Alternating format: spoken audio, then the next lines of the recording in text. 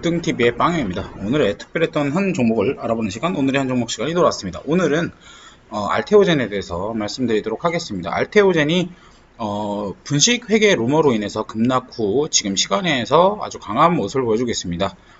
제가 급등일보를 통해서 분식 루머가 있는데 확인되지 않은 사실이다. 그래서 루머, 말 그대로 루머기 때문에 일단 종가 베팅 소액만 들어가라 말씀을 드렸습니다.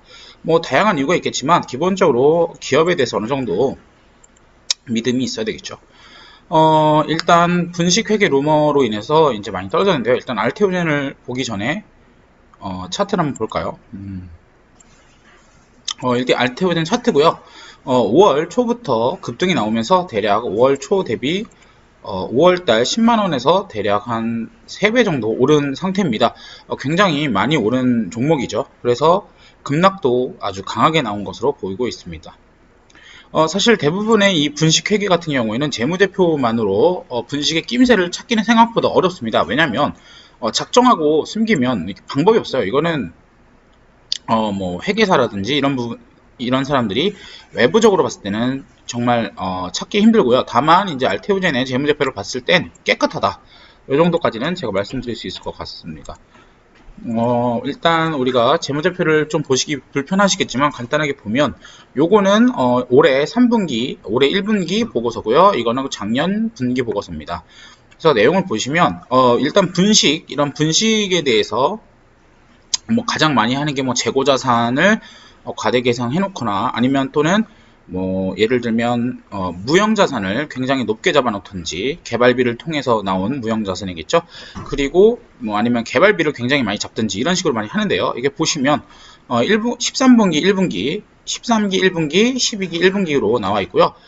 보시면 재고자산 생각보다 그렇게 많이 오르지 않았습니다. 뭐 3억짜리가 8억이 들어서 5억이 됐는데요. 사실 5억 늘어난 거 가지고는 이번에 기술 수출량이 워낙 크기 때문에 뭐 그거는 정도는 좀 이해해 줄 수 있지 않을까라고 볼 수 있을 것 같고요. 무형자산 같은 경우에도 작년에 5억, 작년 1분기가 5억이었는데 올해 1분기가 6억이 됐습니다. 근데 아시다시피 뭐 얘네들이 기술 수출을 못한 것도 아니고 기술 수출을 했다는 전제 조건 하에서는 사실 1억 정도 늘어난 거는 그렇게 많이 넣어놨다라고 보기도 힘들 것 같습니다.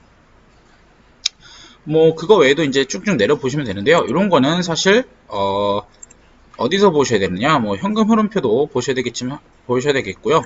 현금 흐름도 봤을 때 작년에 80억 정도의 현금 흐름이 있었죠. 그리고 요거 올해 같은 경우에도 100억 정도 현금 흐름이 있고요. 그래서 뭐 예를 들면 과거의 영업 활동 흐름을 봤을 때 지금 뭐 그렇게 뭐 이게 원래 나빴으니까 원래 이게 바이오 기업 자체가 현금 흐름이 영업 활동으로서 나오지를 않잖아요. 그죠? 에로를 시키지 않는 이상. 근데 이제 올해 이제 에로가 좀 나왔으니까 이게 나온 거고요. 그래서 그거 말고는 사실 여기서도 이상한 부분이 없습니다. 그럼 그 다음에 주석을 봐야죠. 주석에서는 우리가 뭘 알 수 있느냐? 주석에서는 이제 우리가 여기서 이제 개발비 또는 뭐 무형자산 상각 정도를 알 수 있는데요. 그냥 여기서는 제가 시간이 많지 않기 때문에 그냥 간단하게 개발비 정도만 확인하도록 하겠습니다. 그래서 보시면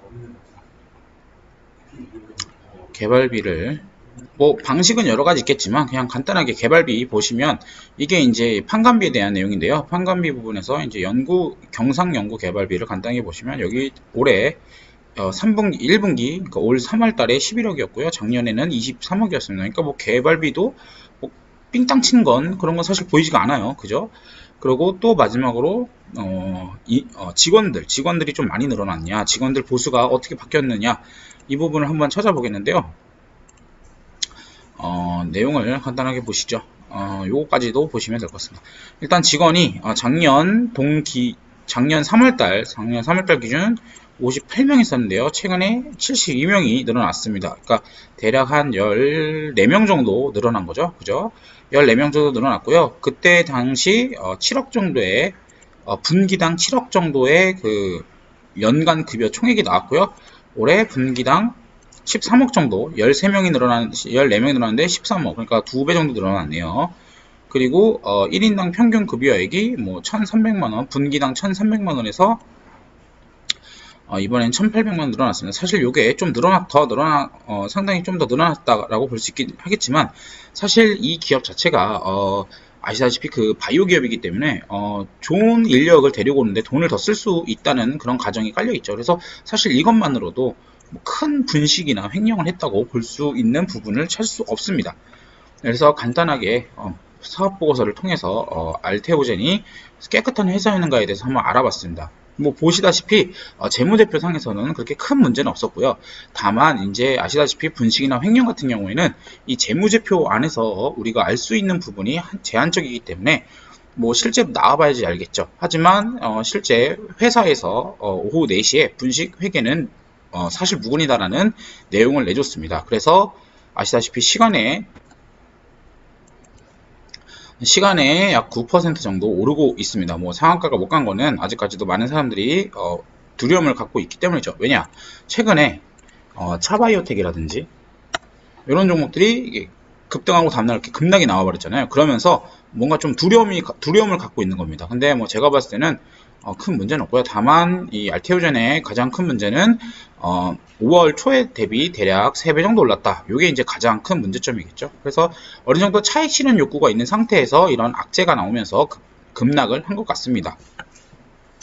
뭐 일단 오늘 핫다를 하신 분들, 이 아래 꼬리를 잡으신 분들은 내일 슈팅이 가능하기 때문에 먹고 나올 수 있겠습니다. 근데 사실 이게 오늘 이 하한가나 혹은 핫다에서 들어가는 것은 급등일보에서는 알려드리긴 했지만 일반 개미들한테는 사실 어려운 영역이에요. 그래서 이런 거는 케이스 스터디로 이제 여러분들이 다음에 이런 일이 벌어지면 내가 조금 아주 소액이지만 뭐 100만원 정도 넣어볼 수 있지 않을까라고 접근하시면 될 것 같습니다. 일단 내일 어느 정도 그래도 제가 강한 슈팅을 생각하는 이유는요. 기본적으로 일단 사실무근이라는 부분이 하나 있고요. 오늘 코스피, 코스닥 내용을 한번 보시면 좀 신기한 부분이 있죠. 일단 오늘 시장 종합에 대해서 한번 보시면 내용을 보시면 오늘 원달러가 굉장히 많이 워낙 강세를 보여주면서 외인들이 다시 돌아오는 모습을 보여줬습니다. 그래서 제가 이 얘기를 말씀을 드린 이유는 코스피, 코스닥 둘 다 뭐랄까요, 시가총액 대비 종목을 한번 보시면요. 삼성전자 당연히 오늘 외국에 많이 들어왔죠. 그리고 하이닉스 3만 초 빠졌고요. 삼성전자 5 빠졌고요. 셀트리온이랑 네이버 최근에 많이 올랐던 것들 떨어졌고, LG화학 올랐고요. SDI 올랐던 것 빠졌고요. 현대차 올랐고요. 그래서 보시면 시가총액 최근에 많이 안 오른 종목 위주로 굉장히 외국인들이 들어왔다는 걸 알 수 있는데요. 코스닥은 그러면 보실까요? 코스닥도 보시면 셀트리온 헬스케어는 많이 올라서 빠졌고요. HLB 여전히 들어오고 있습니다. 그리고 셀트리온작도 들어왔죠. 그리고 시젠도 들어왔습니다. 그리고 알테오젠도 들어왔네요. 시젠은 나왔고요. 그리고 CJ ENM도 들어왔고, 펄어비스도 들어왔고요. 안 들어왔고요. 플러스비는. 그리고 KMW도 들어왔고요. 에코프로비엠도 들어왔고, 스튜디오 드래곤도 들어왔습니다. 그래서 이걸 우리가 알 수 있는 게 이제 환율이 약해지면서 외국인들이 어느 정도 들어오려는, 또는 매도세가 굉장히 줄었고, 그렇다면 기본적으로 시총 상위주들은 오를 수 있다. 그렇다면 알테오젠이 시총 몇이냐? 알테오젠이 지금 시총 5위죠. 오늘 급락이 나오지 않았으면 시총 4위입니다.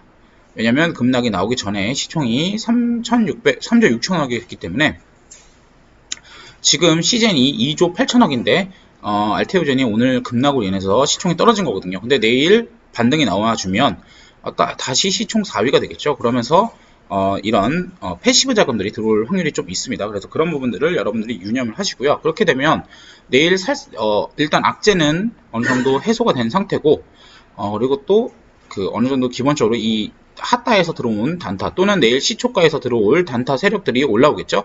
그리고 이런 시총 상위권이기 때문에 들어오는 수급들이 있기 때문에 내일 어느 정도 슈팅이 나올 거라고 보고 있고요. 다만 그 슈팅의 강도에 대해서는 고민을 좀 해봐야 된다. 왜냐면 알테오젠 자체가 굉장히 좋은 기업이지만 이 기업이 기본적으로 외국에 미국 증시에 있는 미 증시 할로자임이라는 종목이 있습니다. 그래서 이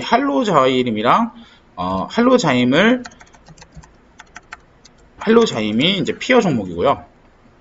이 종목을 할로자임의 시총만큼 알테오진이 땡겨가는 그런 모습을 보이고 있기 때문에 이 할로자임이 꺾이지 않는 이상 얘도 쉽게 꺾이진 않겠지만 다만 이제 어느 정도 시총 부담감이 있었기 때문에 이런 아주 약한 찌라시에도 급락이 나왔다라는 걸 알 수 있을 겁니다. 그래서 내일 반등은 나오겠지만 일단 조심하셔라. 그리고 과거에 비슷한 사례를 봤을 때 유비케어라는 종목을 한번 보여드릴게요.